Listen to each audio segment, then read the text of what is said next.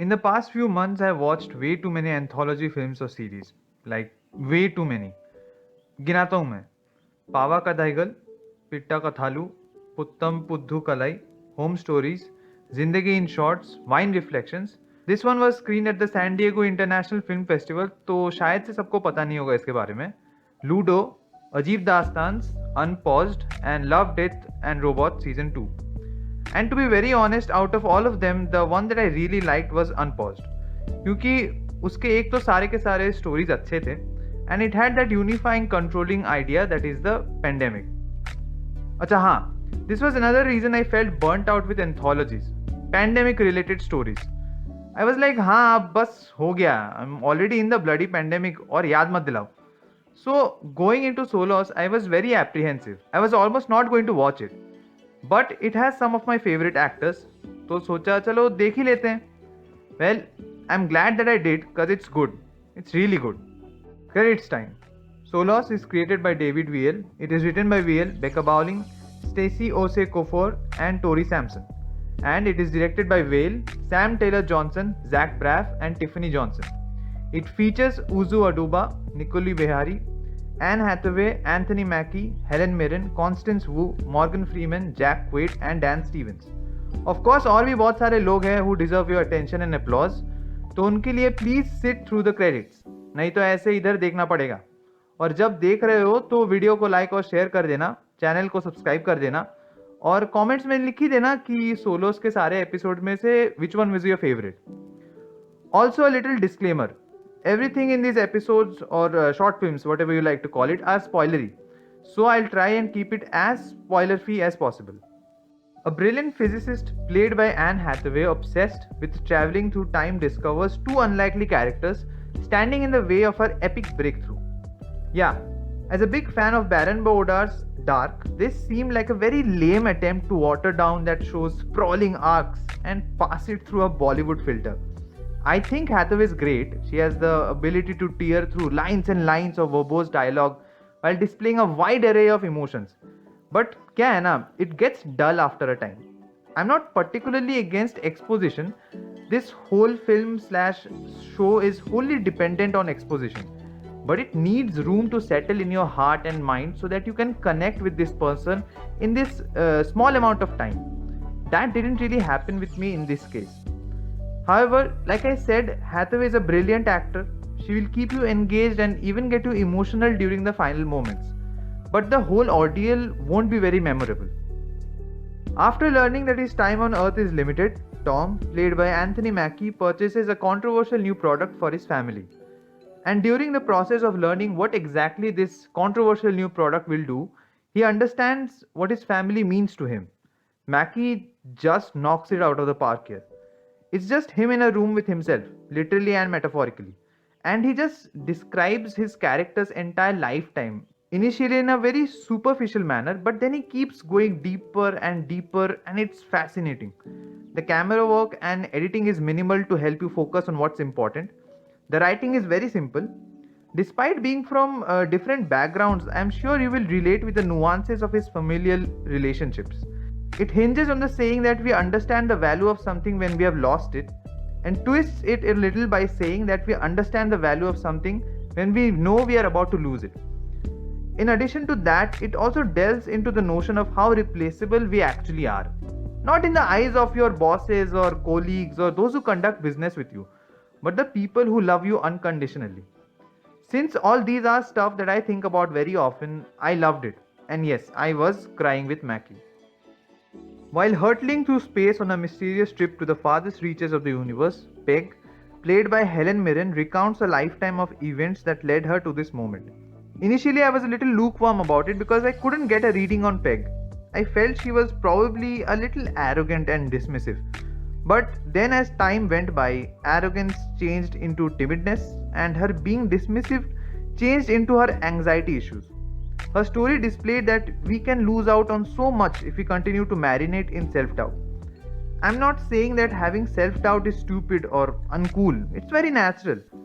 However, it brings you to a point where you start to feel invisible, and that's problematic, and maybe even dangerous. You might start to feel that there's nobody around to catch you, but there's always someone. And even if there isn't, You are. What can I say about Mirren that hasn't been said before? She's spectacular.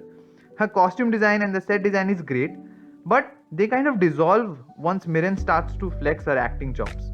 I just wanted to give her a hug by the end.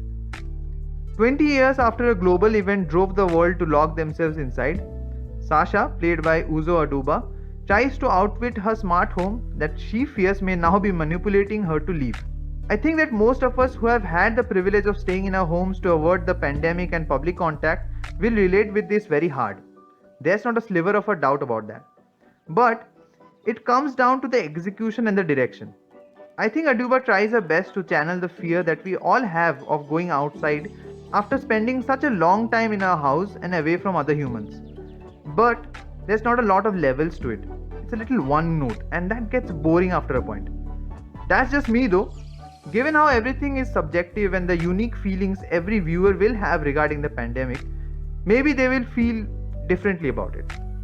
Jenny, played by Constance Wu, has been sitting in a waiting room for a maddening amount of time. After she realizes that fragments of her memory may be missing, Jenny attempts to unravel the fateful events that led to her to this unique waiting room. This one is a doozy. I think this is the point where the anthology film or series starts to tilt towards the horror genre. I mean, there isn't anything horrific happening, but a lot of horrific things are certainly being described. And holy shit, are they being described to perfection by Constance Wu. If the intensity of a performance can be charted on a graph, it will be like a straight line and then boom into the stratosphere. Shout out to the set designers. But yeah, just like every other entry in this list, you're probably going to forget about it because of the heat emanating from the performances. The writing is verbose, but they have a lot of simple details which you will latch onto. And since those details are given some great, albeit scaring payoffs, you will definitely feel what Jenny is feeling at the end. It's a lot, so just brace yourselves for it. After using a near future fertility treatment, Neera, played by Nicole Bihari, is at first elated by the birth of her child. But she quickly discovers there is something unusual about her son. Remember what I was saying about tilting towards the horror genre? Yeah, this one goes full on into the horror territory. And unlike the rest of them, the set design and blocking play a huge role for reasons I cannot officially reveal. Just trust me that it does. Nicole's acting is fantastic. As mentioned before, she goes from being excited to being horrified to being protective within a matter of minutes and without making it feel absurd. If you have watched something like Vivarium, by the way, why haven't you? There's a chance you won't be put off by it. But since that's not a popular movie, there's a chance that many won't get on board with the concept. So it was important to get someone of Nicole's caliber to ground the emotions of the short or episode, which he does, like really, really well.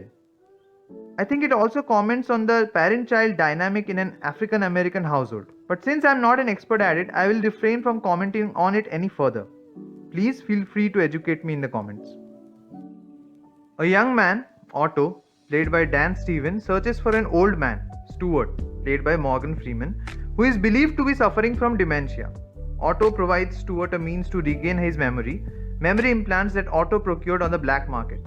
But as Stuart's memory regenerates, we begin to question Otto's motives and ultimately uncover a shocking truth about Stuart's identity, a truth that reverberates throughout all 7 stories of the series. Yeah, this brought me to a full sob, like complete waterworks. पूरा का पूरा कुर्ता गीला हो गया था ये देखते वक्त. इसमें बहुत spoilers है, so I'm not going to go into too much detail. I just want to talk about 2 things. First is that life में एक बार मॉर्गन फ्रीमैन के साथ मिलना है, बस एक बार, वर्चुअली ही सही. This guy is evergreen. उसके पहले ना कोई था उसके जैसा, उसके बाद ना कोई होगा उसके जैसा, और ऐसा खजाना है नॉलेज का कि क्या बताएं. So if anyone can arrange a conversation with Morgan Freeman or just relay the message that I love him and his acting, that will be great. And I love Dan Stevens too. Which brings me to my second point, because he's responsible for attacking my tear ducts. I love my mom and I have this fear of living a life where she's not there, and it just shakes me up. It's not like I'm not independent or that she's dependent on me. She has done amazingly as a mom to make me so, and hopefully I've done well enough as a son. But it's just that lingering sense of fear that often creeps up on me. And Dan kinda channeled that and more. It just hit home, that's all. Solos is brilliant. It's a little uneven, but I'll give it points for having an overarching narrative about humanity, and it's presented in a way that you, the viewer, can question your relationship with yourself and everything and everyone around you. क्योंकि वही तो main purpose होना चाहिए कोई भी IP का. वही नहीं कर पाया तो मतलब ही क्या है. Also, budding actors or half seasoned, quarter seasoned, or fully seasoned actors. If you want to attend acting master classes, this is it. Full length movies या शोज में क्या होता है कि there are lot of secondary and tertiary elements जिससे ध्यान थोड़ा भटक जाता है. इधर वो सब सीन नहीं है फॉर द मोस्ट पार्ट. इधर बस एक्टर, कैमरा और आप. एक बार देखो, बार बार देखो, 1000 बार देखो और सीखो कुछ. And that's my review for scholars. जाओ कमेंट सेक्शन में और बताओ कैसा लगा ये एंथोलॉजी सीरीज या फिल्म. कैसा लगा मेरा रिव्यू. अच्छा लगा तो लाइक दबा दो, वीडियो को शेयर कर दो और चैनल को सब्सक्राइब कर दो. नहीं अच्छा लगा तो बताओ क्या दिक्कत है आपको. And stay healthy and stay safe.